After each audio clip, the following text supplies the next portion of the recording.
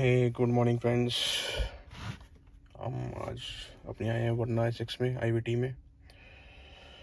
तो आज हम बात करेंगे कोल्ड स्टार्ट के बारे में कि ये क्या होता है, क्यों इम्पोर्टेंट होता है सर्दियों में तो खासकर, और पुश स्टार्ट गाड़ी जो पुश स्टार्ट बटन आ रहा है सारी गाड़ियों में, उसमें बेसिकली ये क्यों ज़्यादा इम्पोर्टेंट है।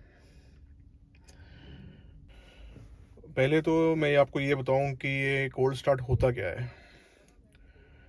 एक्चुअली दिन में कभी भी पहली बार हम अपनी गाड़ी को स्टार्ट करते हैं, गाड़ी या बाइक या कोई भी व्हीकल हो, तो जो पहली बार स्टार्ट करते हैं उसे कोल्ड स्टार्ट कहते हैं। क्योंकि ओवरनाइट गाड़ी खड़ी होती है तो उसका इंजन ठंडा होता है। अब ये क्यों ज़रूरी है, ये बेसिकली इसलिए ज़रूरी है क्योंकि जब गाड़ी आइडल पे खड़ी होती है काफ़ी टाइम तक, तो उसके इंजन में और अदर पार्ट्स में भी कोई फ्यूल नहीं होता, कोई ब्रेक ऑयल नहीं होता, कोई कोई किसी भी टाइप का कोई मतलब ऑयल नहीं होता।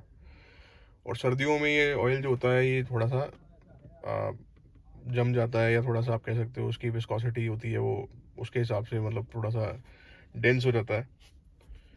तो पुश स्टार्ट बटन गाड़ी में ये कोल्ड स्टार्ट कैसे करें, उसका सही तरीका क्या है वो मैं बताता हूँ।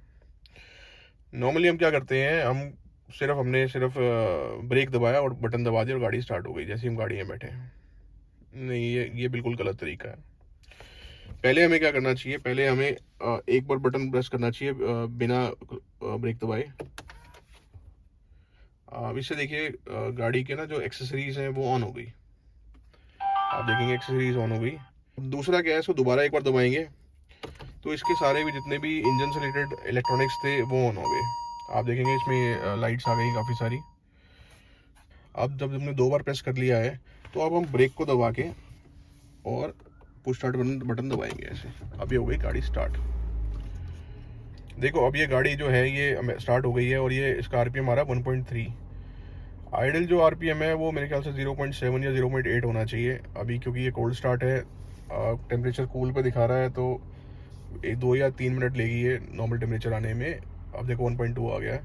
ये गर्मियों की बात कर रहा हूँ, सर्दियों में शायद ये 2-3 मिनट एक्स्ट्रा भी ले सकती है।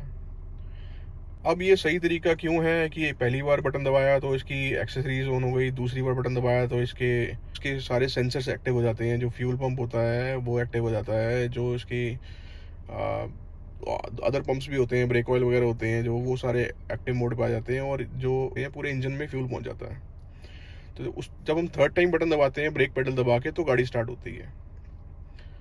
पहले मैं भी ऐसे नहीं करता था, मैं सीधा गाड़ी में बैठा, मैंने आया और मैंने ब्रेक पेडल दबाया और स्टार्ट कर दिया, और मैं फिर उसको 2-3 मिनट के लिए छोड़ देता था ताकि वो आइडल पे स्टार्ट रहे और आरपीएम मतलब जो टेम्परेचर है वो नॉर्मल पे आ जाए। जैसे अब 0.8 पे आ गया है, तब समझ नहीं आया था तो मैं भी ऐसे ही करता था, पर ये बिल्कुल गलत तरीका है सर्दियों में तो खासकर। क्योंकि देखो जब हम जिम भी जाते हैं तो हम क्या करते हैं, कोई 100 किलो थोड़ी उठाने लग जाते हैं डायरेक्टली, पहले वार्म अप करते हैं ना। तो इसको भी फ्यूल जो होता है जो आइडल पे है, जो सेटल डाउन है, उसको इंजन तक जाना है, इंजन में सारे के सारे फ्लूइड्स जाएंगे तभी तो वो स्मूथली रन करेगा। तो पहला जो स्टार्ट हम प्रेस करते हैं बटन तो उससे एक्सेसरीज ऑन होती है और दूसरे से सारे के सारे सेंसर्स ऑन एक्टिव हो जाते हैं और फ्यूल्स अपनी जगह पहुंच जाते हैं इंजन के अंदर। तो तरीका तो यही है और मैंने आपको बता भी दिया है कि क्यों ज़रूरी है। अब ये जैसे टेम्परेचर आपको दिख रहा होगा, सी का जो कूल है वो 4 पॉइंट तक चला गया है, नॉर्मली 5 पॉइंट तक जाता है ये। तो अब आप इसको कहीं भी ड्राइव कर सकते हैं। इससे आपका ये अगर आप फॉलो करोगे तो इससे आपके इंजन की लाइफ भी ज़्यादा बढ़ेगी और रास्ते में कम से कम प्रॉब्लम आएगी कोई मैल फंक्शन के रिलेटेड।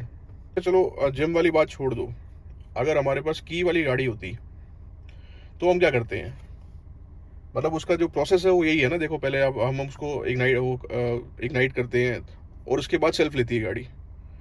हमने ये कभी ध्यान, पुश स्टार्ट में तो सीधा हमने ब्रेक पेडल दबाया और गाड़ी डायरेक्ट स्टार्ट हो गई। और अगर उसमें की वाली होती तो हम की पहले घुमाते, पहले इग्निशन पे आता, फिर उसके बाद सेल्फ लेती गाड़ी।